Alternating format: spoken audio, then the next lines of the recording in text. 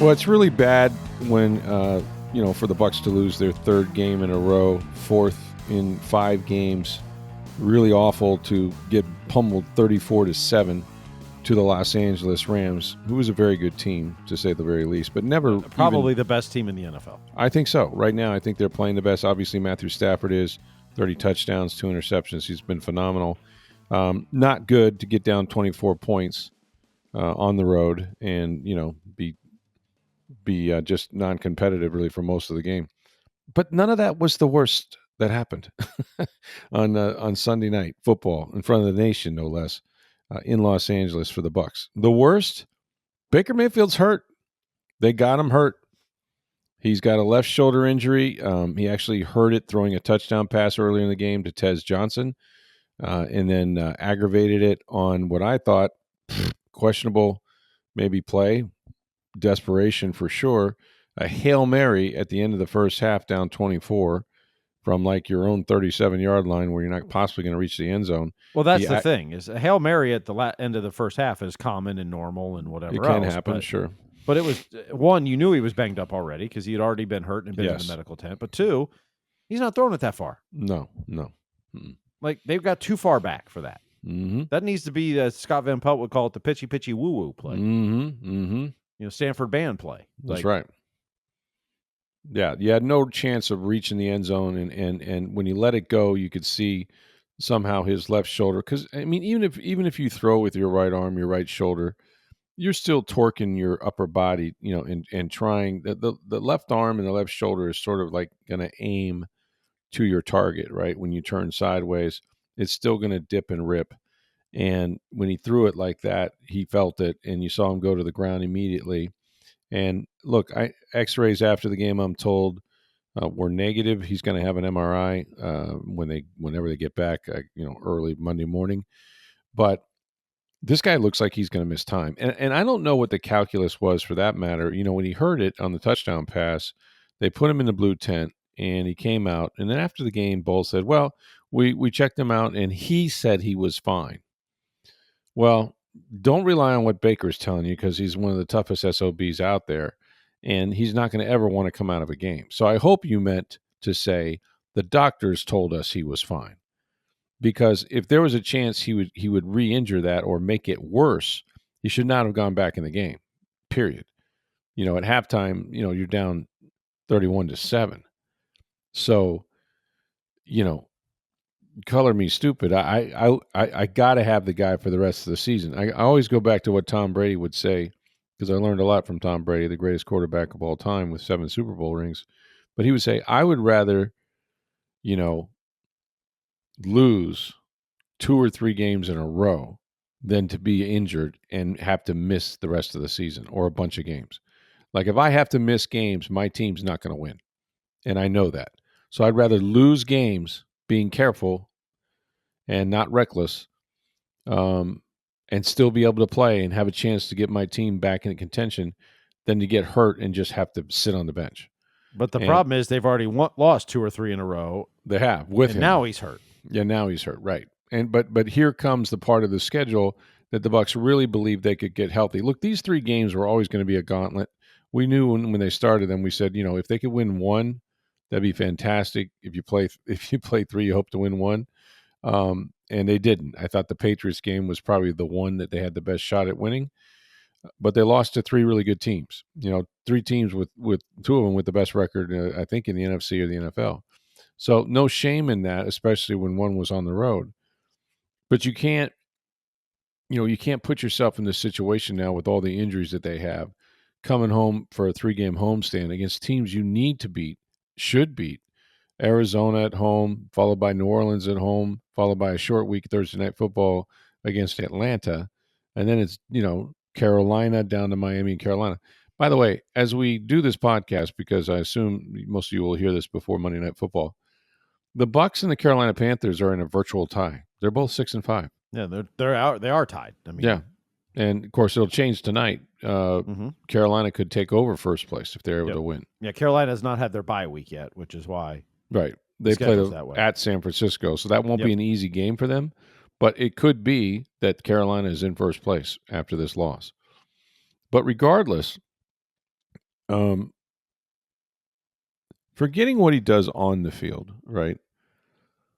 Your quarterback, your leader, you got to have your starter if you're going to win games in this league. You know, it might get by with a week or two if necessary, depending on the opponent, all of that stuff, right? Everybody has a backup quarterback for a reason. But Baker Mayfield brings so much more to his football team than just what he's able to do with his arm or his legs. You know, he brings belief, okay? Belief that you can win any game against any opponent, and he's willing to do anything to win games. And I like Teddy Bridgewater.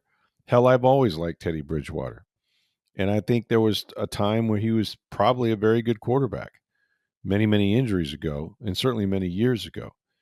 But whether he practices or doesn't, like he has all the knowledge, he can make all the throws and yada, yada, all that stuff.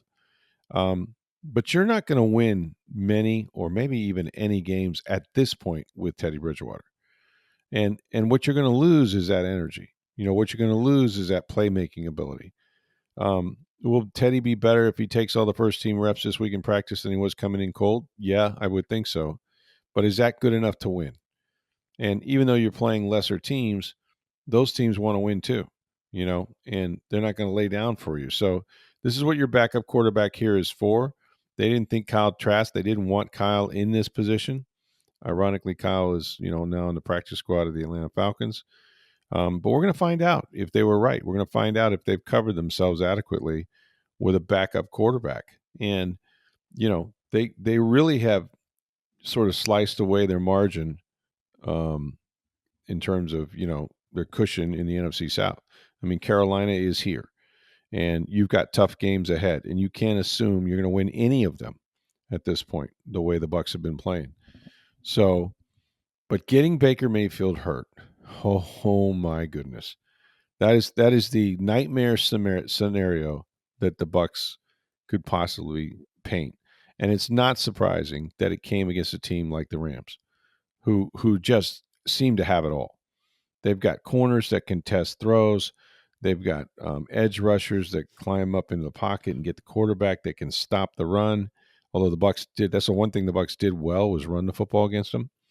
Unfortunately, when you get so far behind, you can't afford to do that. Well, and Todd Bowles was not happy at halftime. No, if you heard the interview on television, I did.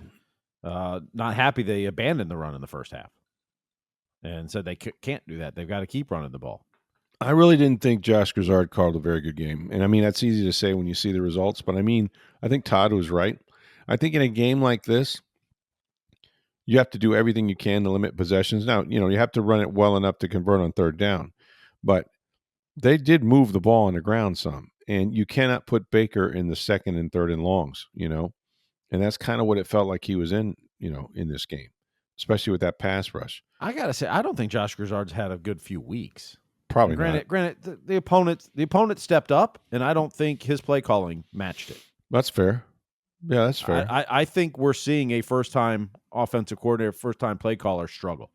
That's fair. But I do think he got hurt. You know, it's hard to win games when the defense is giving up 7 plays of, you know, 25 to 40 yards or more in 2 games. I mean, it's hard to answer those. Mm-hmm. But you're right in terms of like just flow of the game, rhythm, you know, number of points, like so many of the different. It's felt disjointed. Well, he doesn't seem to have answers for what the defense is giving him. Right. No, it's pure and simple. Pure and simple. He does not. And I think a lot of times we saw the last 2 years, Canales and Cohen do a much better job, I think, with that. No, they did. To this point. They did. And Cohen, to be fair, Cohen has called plays before at the college level. Canales had not. And I don't know that I'm going to long or, you know, have a pang for the Canales offense again, but he is winning in Carolina with a young quarterback. Mm-hmm. So those guys are obviously got it going, and the Bucs they're trending south and in a hurry. You know, like this is a free fall. And after the game, this is the worst thing you can hear in a locker room. There's different stages of losing in the NFL, and one is, you know, sort of you go to this sort of like, well, they get paid too. You know what I mean? Like, hey, give them all the credit in the world, man. The Patriots came in here and they were ready to go and they made some great plays. And sometimes, you know, you just got to take your hat off to them. And then it becomes, hey, man, we just got to tighten up one or two plays and we'll be fine. It just those couple plays that we just weren't quite on the details, and but that's okay. We're gonna get those fixed, and take those away. We played them pretty tough, and now you're at DEFCON 3, where it's sort of like, I don't know if we can beat anybody at this point. Like you're giving up plays to anyone, anytime. Like you're sticking your finger in little holes trying to stop the flood. Like it's not going to happen. And that's sort of where the Bucs are now. Is like they're just reaching for stuff. They don't know what's coming next. And well, how many times? And granted, this is part of coach speak too. It's sure. not. But how many times we're going to hear Todd Bowles? We just got to have players step up, make plays. Like it's every week. Well, yeah, but that's the most cliched thing you could ever say. It's that case with every team in every city. They all got to step up and make plays. That's who wins games. It's so, and he's so bad at the podium in that sense. It's like, give us a reason, sort of why these things are happening. Like, Matthew Stafford, I didn't think was pressured all night. One or two times, I think maybe he Diaby got home a couple times. Or Diaby did. I mean, he got a. That was probably more of a coverage sack on that particular play, though, because he held the ball a little bit too long. Yep. But for the most part, like, Stafford was doing this no-look stuff. I mean, he was so good. I mean, you saw them double-team Vita Vea every time. That shows you they're not scared of anybody else in that defensive line. And we've known that, but... Vita was still pushing the pocket with two people on him. He was, but he couldn't get home much because he had double-team every time. No. Somebody's got to get home. And Yaya did once or twice, but not enough, not consistently enough. And like I said, they didn't cover. The middle of the field's still open. And Devontae Adams, he is the most Mike Evans player. Of course, they came in together in the NFL in the red zone. You get him down near the goal line, it's fade, back shoulder, whatever it takes. Zion McCallum was going to want to burn this particular film. Ooh. I mean, he was bad. And he said after the game, look, I take accountability for my part. Well, your part was pretty damn big, because that looked like 7-on-7 out there. You know what I mean? Or really 1-on-1, pat and go. Like, well, I mean, the game looked like 7-on-7 because there was no pass rush. No, and the Rams were, running fast. Yep. I mean, Stafford wasn't having to sit back there for a while. Nope. But yeah, McCollum had a bad game. I thought Tristan Wirfs had a bad game. Yeah, you mentioned that he got smoked a few times. I would imagine. Yeah. And granted, he was going against an elite pass rusher, but yeah, he got by pretty easy several times. Yeah, got to play better. And he said he's not the same guy, with his injury and all that. But that's no excuse. You got to protect your man. And I feel for Baker, because I don't know what his injury is exactly, but I don't know many quarterbacks that, if they are in that much pain where he looked like he couldn't lift his arm, he goes in the tent. And of course, what's he going to say? He told us he was okay. What? That's the analysis? That's the medical opinion? That he told you he was okay? He clearly was not okay, because he'd had no contact on the Hail Mary and still hurt himself. So just the action of throwing a football. My guess, and this is a guess, when he's saying he's okay, the doctors examined it there. I mean, obviously not MRI or X-ray or anything there, but, if it's a shoulder, they're, moving it around, feeling in there. Yeah, they probably said it's fine. Do you think you can go? And he said yes. Yeah. I mean, I don't think it's just like Baker said, I'm fine, leave me alone. Like, I'm guessing when Todd Bowles said he was fine, was the doctors cleared him. Yeah. Todd Bowles can't put him in if the doctors don't clear him, period. Like, that's the way it works. And then he said, I'm fine to go, which unless you're Brian Baker's Dable and you can convince him over the tent to let your guy come back. Well, you're going to get a $300,000 fine for your organization, but Yeah. Now, listen, it just was all bad. I mean, the Rams may arguably be the best team in the NFL, much less the NFC, They're just really, really good. And you can't start slow. You cannot start slow in games like that. Here's Kate Otten had a rough series that turned the game. I mean, first he missed the block on the screen. Yep. There were several screen plays. There was one. The Bucs had 3 offensive linemen out there, and they couldn't block one guy. Didn't block anybody. Yeah, Emeka Buka got nailed a few times. Yeah, but you're like, I mean, you had the perfect play call against the defense. Yep. They sent the house. Yep. You had 3 offensive linemen out there, couldn't block one guy. Yep. No, it was bad. Bad execution. Yeah, there's just a lot of that tonight. And they said, hey, we had a good practice and blah, blah, blah. Yeah, man. You guys look like you had never practiced. Yeah. Tez Johnson running an end around. What are you doing cutting? Like, Oh, it was wide open for now. The next play, he caught a touchdown, so he made up for it. But you're like, he almost why did sawed you make a himself left in turn? half. Why did you make a left turn? Like, it was open. I know, 152 yards going through a buzzsaw. Like, come on, man, run away from contact, big guy. He does get in the end zone, though. You have to give him that. No question. What, 5 touchdowns now? And like I said, he made up the next play by catching the touchdown. It was a good catch, too, because it was contested. It was, yeah. No, Tez played well. Godwin limited to 4 snaps. Disappointing. Just a couple of catches for 9 yards. It's going to be a while, man, before we see anything that resembles Chris Godwin out here. No, maybe he was able to take some heat off some people. I thought they jumped all over him at Kabuka. Well, yeah. I mean, look, if you're lining up against this offense, right? Who do you fear? Yeah, number 2. I mean, Rashad White and Sean Tucker are serviceable running backs for running the ball. Mm-hmm. They're fine. But, in the passing game, who do you fear? Abuka. Period. That's it. I think you're right. Tez, if he takes the top off, he's going deep because of how fast he is. But he's not that guy yet. So, that's the hard part is that you're not fearing anybody. No. Although I think Tez Johnson deserves a lot of, what is that, 6 touchdowns now? No. I think it's 5 now, but yeah, no, I think Tez is good, but he's not that elite. He's not at elite level yet where you're fearing him and doubling him. And they're not going to double team him. No, they're going to always run cloud coverage and double teams. Yeah. And for that matter, Chris Godwin right now is being singled up. No one believes that he can be Chris Godwin. He's got to work himself back into shape and get his confidence back and all of that. He's got Tez Johnson, a 7th round draft pick, is doing fantastic his rookie year. He's having a fantastic rookie year. And he's got fire. He brings fire like every play. Those guys are up into it, and that's what you need. This is just the same thing they've done the last few years, but it feels so totally different because we've been watching it from afar. Even the 5-1 start, maybe there was more fool's gold there, because of the way they won late.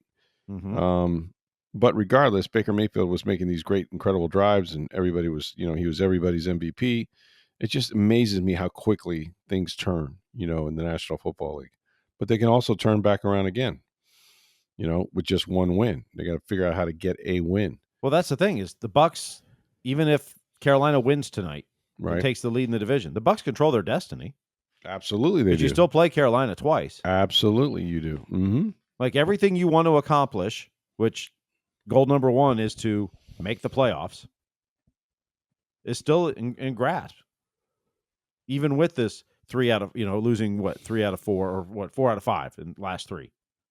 4 out of 5. And it might be a situation where you back yourself into it somehow, but you've got to find a way to win these games. And look, even though I'm not, if I were a Bucs fan, I would not be that optimistic that Teddy Bridgewater is going to lead you to the promised land.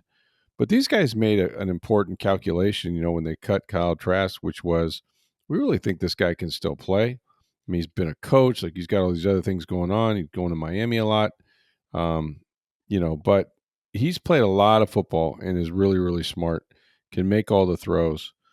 But we're going to see if that was the right decision or not. That's going to be one that's going to play out here pretty quickly because I do believe that Baker's going to miss some time. I don't know how much. Well, how about this scenario? If Baker's going to miss time, right, they could go sign Kyle Trask and put him on the active roster. Oh, they absolutely could. They absolutely could do it, and it wouldn't surprise me. Wouldn't surprise me. I mean, you're down to Connor Basilick, who has never played. But Kyle knows your offense, has been a part of this team, knows your jump team. Right in. Could jump right in. If you need to bring another quarterback in to back up or whatever, I kind of like that idea, to be honest. But here's the question. How does Kyle Trask now feel about this organization cutting him loose? Well, do you want to be on the active roster and make that money, or you want to be on the practice squad? I know, but what I'm saying is they chose to, go 1-2 and then Connor Basilick instead. So Yeah. I don't know if there's any hurt feelings or not. Usually guys go where the money is or where the opportunity is, and it could be here. Ironically, you I know, mean, I guess you don't know, and that's the thing. If the team and he handled it all properly behind the scenes, and you like to think that's, I mean, they left on good terms. were you Yeah, disappointed? Sure. I mean, yeah. and he's been out of football until Atlanta signed him a couple weeks ago, or whatever, to the practice squad. But most guys are going to take the NFL money for 5, 6, whatever, 2, 3, 4 weeks over the practice squad money any day, because it's a lot more. Like, I got one for you in 2.5 weeks. Kyle Trask against Teddy Bridgewater on a Thursday night football. Oh my God. I think Jason Light would watch that game with one eye closed, maybe both of them. I mean, geez. The backup bowl, the Bucs backup bowl right here. well, you could prevent that if Baker's going to miss time by signing Trask. So You could, but would Trask even want to? I got to believe that even though Kyle's probably not that vindictive, it's got to be a shred of pride, doesn't there? I mean, they cut you, man. yeah, but also if you get a chance to play and you go out and ball, It's a paycheck though too if you're on but the you 53. prove everybody wrong and You could. get a contract somewhere else. I mean, You could. it's kind of what Baker did in L.A. True. I mean, it's not, and I mean, obviously LA didn't cut him, but Or Carolina. Carolina cut him, and so you come in and 45 hours in the building, you go out and win a game. Yeah. I mean, all you need is an opportunity. Yeah, and that got him a deal in Tampa, and now he's getting $100 million contracts. Shoot, man. Maybe somebody will go for that. I don't know. It's hard to say. But they're in a world of hurt. Losing 3 in a row in this league, you lose for a month, it feels like you never won. And that's sort of where they are. And now, even though they return home and the expectations are they're going to win, they don't have their guy. Well, what was the stat you had on the defense? Oh, over the last 10 quarters? Yeah, at halftime. At halftime. If you just took halftime and you said, over the last 10 quarters, what have the Bucs kind of given up? I believe, let me see if I can get it right here. I believe it was 100 points and over 1,000 yards. That's not good. It's really, I mean, it's 10 points a quarter, or at least 10 points a quarter. 40 points a game, 40 plus points per game. Like, they haven't stopped anybody or anything. It doesn't really seem to matter. It was so easy for Stafford that first half. Oh, he was having a pat and go day with those guys. Mm-hmm. And they got great players. I mean, you got, Nakua, and you got just the pair of receivers. My God. And the running back, Kyron Williams, is good. The offensive line is good. Stafford reads it out, gets it out of his hand. Yep. That's what a Super Bowl team looks like, the way they play defense. Well, I think they're the best team in the NFL, and they're now the best team in the NFC. They're the number 1 seed in the NFC because the Eagles lost. Wow, I think they were collapsed. Second. Yeah, the Eagles. Oh my God, that was terrible. They were down. They were up 21-0 in Dallas. Yep, and got beat on a walk-off field goal. Believe. I think we're coming back. I don't care what Micah Parsons had and number of sacks up there in Green Bay. Green Bay's not dead yet either. There were some interesting games over the weekend. I thought I got to watch a few of them on Sunday, which was fun. Then there were a few I wish I had watched. Kansas City, you see them get healthy late in that game. They managed to win. They come back, beat the Colts. They've lost a couple in the last few weeks now. Right. They're still the number 1 seed in the AFC, but yep. Or no, are the Patriots past? The Patriots have the best record. Kansas City would have been on the outside looking in, but now that they won a game, they might be back in the picture. But they would be one of the final wild card teams. Denver obviously is leading that division by a lot. Yep. But KC was on the outside looking in, and now they may actually have secured like one of the final spots. But they look really, really good. A lot of teams look really, really good. But not this one, not the one that I follow. And it may be too soon for this, but it is a fair question to ask down the road. If this thing continues to skid and go the wrong way. And Bowles has been the guy who's kept his steady hand on the wheel and gotten them out of losing streaks in the past few years. But if for some reason it doesn't happen, you know, um, and you miss the playoffs, I think the injuries will be the mitigating factor. But how disappointed must the Glazers be, or Jason Light, in this coaching staff, in the results? They can't do anything about injuries per se, but just Well, not preparing your team to play. if you're looking for the future, I mean, I think some of it, if the worst happens this season, they don't make the playoffs. Right. Does Baker play at all again this year? I think that factors into things, right? That's Like, if you don't have your quarterback for the next 5-6 weeks, yeah, you're not blaming them for losing with Teddy Bridgewater. right? Now the defense has looked bad all year. True. No matter who's been in, There's got to be some changes there, I would think. What do I know? Well, I would think. I mean, but you start to go, it really hasn't mattered who's been in. They've looked bad. Is that on Todd or is that on Jason?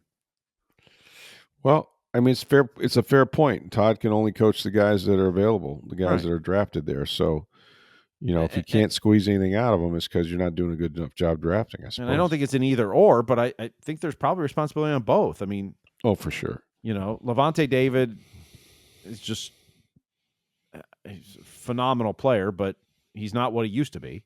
Nope. Servassier Dennis hasn't lived up to what you wanted him to be this year. I think he's been incredibly disappointing. Yep. Jamel Dean's been your best cornerback. McCollum got toasted tonight. McCollum did not look anything like, the shutdown corner that he had been. So Tyke Smith's been really good.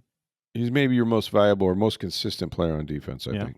Antoine Winfield Jr. has been mostly hit and miss. But invisible. Yeah, I don't notice him. If you don't notice him, it means he's not doing anything. Like, I mean, he's not making awful plays, but you're not noticing him. But he's not making the game-changing plays that we're used to. Yeah. And Hassan Reddick's been hurt. Yaya Diaby's been good. Okay. Got another sack. He's not a lead edge rusher, though. Like, no.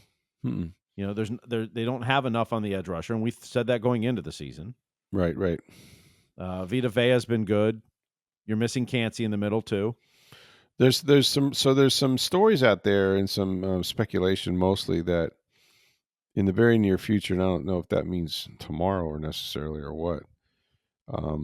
Just about the Bucs getting people back, including Jalen McMillan. There was a report that he could be back sooner than later. Of course, he has a neck brace off. There had been a small fracture in there. So the biggest problem is the ligaments. But man, if you start getting pieces back, and the irony is you start getting Bucky Irving, who's supposed to practice next week. Say you get Bucky back, okay? But now you don't have Baker. I mean, it's just like this is not working out the way they had it planned, man. Well, and the other part of this, getting guys back is fantastic, and they need to, right? But if you get Jalen McMillan back, is it Jalen McMillan or is it like Chris Godwin was tonight, where fraction he's out there and it's good he's out there, and hopefully each week he's going to get better. But like that wasn't Chris Godwin that we saw tonight. But when you come back from injury, it takes time typically. Yep. How quickly he can get back to being the Chris feeling Godwin like. Maybe he can draw heat, if nothing else. But he had some contested catches that he does make, and he did not make them. He had 4 targets, 2 catches for about 9 yards, which is not a significant. Now, they had him on a pitch count. He was not playing a ton of snaps. Nope. They were using him very, very cautiously, which is probably smart in the long run. Absolutely. But, you got to get a couple of those guys back and balling before you can have any fun. So I was disappointing all the way around. It's a long way to go, to put on that product on national TV. I'm sure those guys won't say it, but I'm sure they're embarrassed. I truly think they're probably embarrassed by it. At no point did you feel like they were in that game. No. 31-7 at halftime. I mean, if the Rams don't take their foot off the gas, that's a 60-point loss. I mean, the first 3 possessions for the Rams, they were up 28-0. It was, I mean, or 28. It was 27, I guess. 28-7, but like still, it was like, well, what are you doing? And to that point, even the very first possession, they get a couple first downs, and they're at the, I don't know, plus 47, 48 43, somewhere in there. And Riley Dixon kicks it all up 25 yards. Oh, I know. I sat there. I was like, "What are you my doing?" God, for 25 yards, man, we're going on 4th and 6, or whatever it was. It's like, come on, man, you can't go out there your first time and choke it away. And that's what they did. And that's what he did. So I think you just go for it. From now on, don't play with your punter and think that he's going to do you some big favor and knock him inside the 1-yard line. For the most part, the Rams had this thing. If they score, they kick it into the end zone. Like, they don't even want to risk the momentum of a long return. So it's like, okay, take the ball. We're ready. Let's go. It's an interesting philosophy.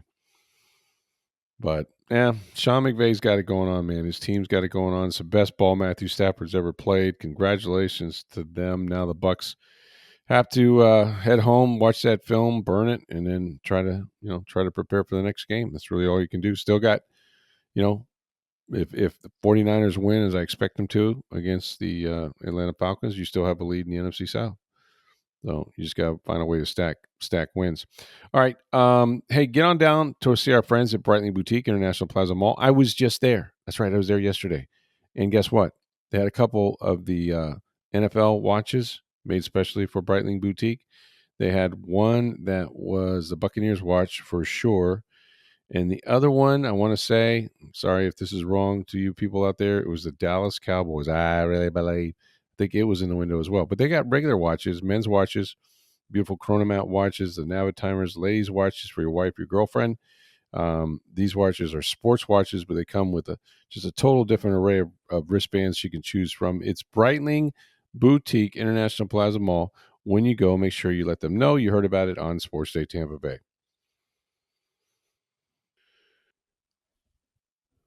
On a good note, break up the Lightning, man. They are hot again. They've won 3 in a row. This team has climbed out of a pretty pedestrian 0-2 start and now seem to be really hitting it. They're in second place in the Atlantic Division, 1 point behind Detroit with a game in hand. So nice. They actually have the best winning percentage in the division. So what's been the central reason? Like, is there a player? Is there a group of players? A line perhaps that's made the biggest difference? Well, I think a lot of it's been they've been playing better defense. Like overall, they're letting less goals in. I mean, Saturday night in Washington, they scored 4 goals in the first period. They have to hold on, but they also played without Braden Point and Nikita Kucherov for most of the last 2 periods. We don't know their status at this point. Victor Hedman's out at least a few more weeks. McDonough's out for a while. They got Chernak back. They're still missing. I mean, they have so many injuries, but the young guys are actually playing though, right? Yeah. The guys that are stepping in. They got a shorthanded goal on Saturday night. Yeah, sweet. From Brendan Hagel. Gensel's been fantastic this season. There was this great sweet sequence in the last game where Vassie makes 2 unbelievable saves in overtime. Well, we didn't even talk since Thursday night because we taped the show before Thursday night. That's true. That save in overtime Vassie made. The Scorpion save. Oh, sick. That then led to the goal in the other. So the Lightning were down 1-0 in most of that game. Tied it late in the third. Go to overtime. You think Roslovic's got the game winner, and he's already had 2 overtime winners this year. Yep. And Vassie just barely lifts his pad up, stops it, and then Gensel scores the other way down. I mean, that's incredible. That's great. You don't see many overtime goals where after the goal scorer scores, they go mob the goalie, not they mobbed the goaltender. I thought that was cool as hell. And Gensel immediately pointed back and was like, he knew. The whole team did. Like that save was incredible. Right. That may go down. I mean, there's the behind the back one. That was pretty good. Kopitar, that's my favorite. But that was in the first period. Like, and it's a tremendous save. Yeah. He's got some, but like those freaky mind-blowing, freaky save, like that may be the best one considering it was overtime. Like, and then it led for to what's the goal, at stake. Sure. The goal the next way. I mean, that save was incredible by Vassie. Huh. Well, they're red hot, man. But then they got a couple more guys nicked up, didn't they? Well, yeah. I mean, Point and Cooch and like I said, Hedman and McDonough out for. I mean, they're winning these games. Saturday they got Chernak without back, their core. But if you really think about it, the games on Tuesday and Thursday last week they won. They don't have Hedman, McDonough, Chernak, and Crozier. 4 of the top 6 defensemen. Their top 3 defensemen and 4 of their top 6. That's nuts, man. Now, like I said, Chernak's back now, but McDonough, Hedman, Crozier. Hedman and McDonough are at least a couple weeks. We don't really know what Crozier is. Yeah. Tough to field a defense, right? Yeah, but they're finding ways to get it done. Like, and the power play starting to find something because really the power play has been awful this year. They're in the bottom third of the league in power play. When's the last time you heard that for the Lightning? Now their penalty kill second in the league. Doing I mean, I can't put my finger on why would they be so bad? I still haven't found like replacement for Stammer. Yeah, well, so they've got Bjorkstrand there now, right? And Bjorkstrand's a good player. Just need someone that can hammer it. But he doesn't one-time anything. Oh, really? Every pass from Cooch he catches and then tries to wrist shot it in. Wow, it's not quick enough. Interesting. Like they know it's coming, but he's not one-timing it. Wow. So they may have to move Point to that. I don't know what they're going to do. It'll be interesting, but hopefully Point and Cooch play tonight. They host the Flyers tonight. Mm-hmm. We'll find out this morning at Morning Skate what their status is. Right. Cooch got hit by Tom Wilson, kind of got pushed into the ref, and he left the game. Point left, came back for a little bit, left again. Didn't finish, so. Well, they're playing well. 9 out of 12? Is that what it is at this point? Something like that. I know in the last basically 30 days or 31 days, go back a month from today, they have 11 wins. That's the most in the NHL, tied with Colorado. That's who's the best damn team good. in the NHL. Yeah, that's really damn good. Yeah. Phenomenal. What else we got going on? Anything the next couple days? Well, college football, it's rivalry week this week, but Mike Norvell, reports are he's staying in Tallahassee. Yeah, now you think that's an NIL? Or not NIL. You think that's one of those we don't have enough money for the buyout things? I think that's part of it. Yeah. I think it's always more complicated than just that, but yeah, it's also look how many teams have openings and where are we in the pecking order, what coaches we're going to get. Who we would get instead, right? Mm-hmm. You know, and knowing that when you fire a coach in today's age, like you're going to lose players right away. 2/3 of your team is gone. That's right. You're starting over. So I mean, that's what Bill Belichick's dealing with in North Carolina. That's what when you change out coaches, you lose half, 2/3 of your team. Recruit James Franklin's hired at Virginia Tech. All those Penn State recruits are now going to Virginia Tech. Yep, and that's what will happen. They'll follow you wherever. Yeah, like it everything changes. Like, and it's depending on who you are and whatever. Like, but you're starting from scratch, right? And so that's a big part of the decision, I think, in colleges is, do we think this guy can get us to where we want to go? What happened this year? What happened? Why are we considering it? Mm-hmm. And, who are we going to get new? And, how bad are we going to get if we lose everybody? Because there's no guarantee you're getting better new players. Might depend on who you hire and everything else. So there's that. Yeah. That's the calculus you kind of have to factor in. I mean, there's already something like 9 or 10 openings in Power 4 schools. Right. And we haven't even got to the end of the season where more will get fired. Well, the big dominoes, Lane Kiffin, he's visited, or at least his family has. He's ready to go. I think it's between LSU and Florida. I would take Florida, but that's just me. He was a fan of Spurrier's. The sort of the visor throwing type would be right at home here, but it's his life. We'll see what he decides to do. There's going to be a lot of dominoes, and I'm waiting for Alex Golesh to be one of those too. Like I could see that happening. Really he's gonna get interviews and such. Yeah, I think so.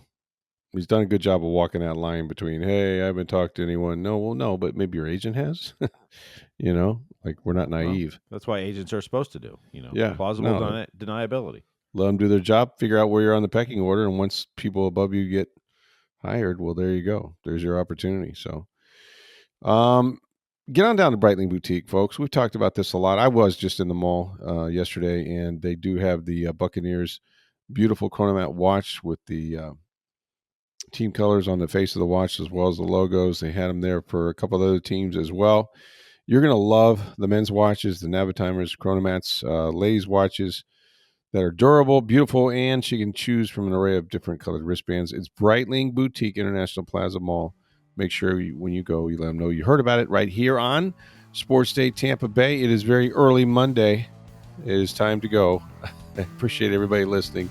For Steve Versnick, I'm Rick Stroud, Tampa Bay Times. Have a great day, everybody.